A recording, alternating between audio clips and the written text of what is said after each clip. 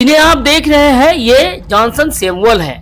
ये नाइजीरिया के हैं। आखिर राजनांदगांव में पुलिस वालों के साथ क्या कर रहे हैं इसे भी हम आपको बताएंगे, लेकिन इन्होंने क्या कहा उसे पहले आपको सुनना चाहिए और सुनने के बाद आपको समझ में आएगा।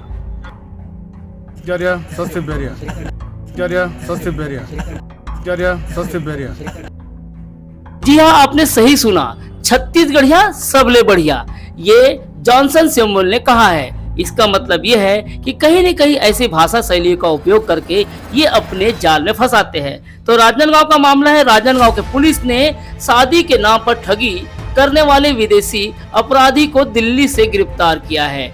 15 लाख का शिकार हुई है एक युवती और उसमें 75,000 और जोड़ दिए जाए तो लगभग 16 लाख रुपए होते हैं। अवैध रूप से वह भारत में रहता था। आरोपी जो गिरफ्तार हुआ है जॉनसन सैमुअल का वीजा पासपोर्ट काफी पहले ही समाप्त हो चुका था, लेकिन दिल्ली के तिलक नगर में वे अवैध रूप से रहकर ठगी को अंजाम दे रहा था। पुलिस ने आरोपी को 12 दिसंबर को गिरफ्तार कर 30,000 कोर्ट नई दिल्ली में पेश किया था।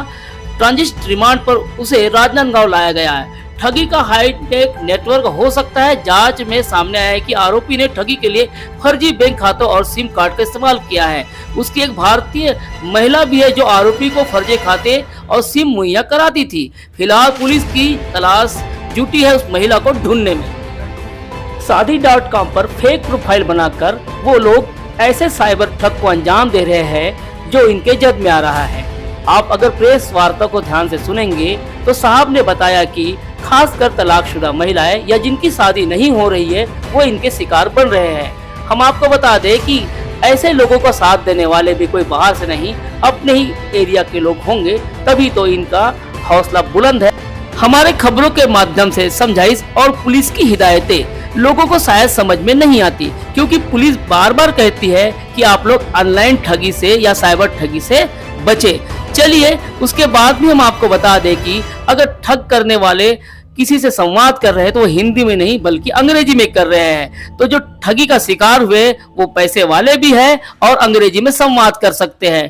तो हायर एजुकेशन वाले इनके शिकार हो रहे हैं तो उन्हें समझना चाहिए और लोगों को समझाना चाहिए, तो खुद ही जाल में फंसे जा रहे हैं। ठीक है, खबर देखें और खबर के बाद आपको लगे तो मैसेज जरूर कीजिएगा। ओनली नेशन की टीम आपसे गुजारिश करती है कि आप मुस्तैद रहे, स्वस्थ रहे, मस्त रहे और ऐसे ठगों से बचे। इस खबर में कविता शाहू और मैं अखिलेश। कि मैं इंडिया आऊँ और आपसे शादी करूंगा तो पीड़िता फिर झांसी में आ गई। आमतौर पर ये फ्रॉड जो है वो कॉमन फ्रॉड है। ये महिलाओं के साथ जिनकी शादी नहीं होती है, तलाकशुदा महिला, इस तरह के फ्रॉड करते। डोंगरगांव थाना क्षेत्र का मामला है। 29 जुलाई को एक पीड़िता थाने में आकर शिकायत दर्ज कराई कि एक व्यक्ति ने उससे करीब ऑनलाइन फ्रॉड के रूप में 15,72,000 रुपए की रकम ठग ली है और उसने बताया कि शादी.com के माध्यम से एक यूके के व्यक्ति से उसका परिचय हुआ और वो इंडिया आ रहा था और उस दौरान उसकी जो बड़ी विदेशी मुद्रा थी वो एयरपोर्ट में फंस गई है और उसको छुड़वाने के एवज में वो महिला से मदद लेते गया। करीब 15,72,000 रुपए रकम ठग लिया। टेक्निकल जानकारी संबंध में एकत्रित की गई और उसके आधार पे साइबर थाना प्रभारी और डोंगरगांव थाना प्रभारी की एक संयुक्त टीम बनाई गई और उसको दिल्ली भेजा गया। तकनीकी जानकारी के आधार पे आरोपी तक पहुंचा गया तो आरोपी जो था वो नाइजीरिया निवासी जॉनसन सैमुअल है, जिसको पूछताछ में और उसके पास जो उपलब्ध लैपटॉप, मोबाइल इत्यादि टेक्निकल इनपुट के आधार पर उससे जानकारी प्राप्त की गई तो उसने आरोप स्वीकार किया और जब उसके अन्य चीजों को भी उसका अध्ययन किया गया तो वो इस प्रकार कई महिलाओं से वो इस प्रकार से फ्रॉड के संबंध में प्रयास करता था। कुछ महिलाओं को फ्रॉड का शिकार बनाया भी है।